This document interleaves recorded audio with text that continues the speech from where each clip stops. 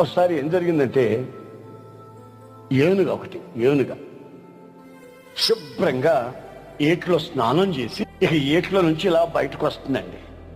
అదిగో అక్కడ ఉంది పంది పిల్ల. అది బురదలో పొరలాడి అది కూడా లేచి బయటకు వస్తుంది. వీళ్ళిద్దరు ఎదురెదురు పడ్డారు.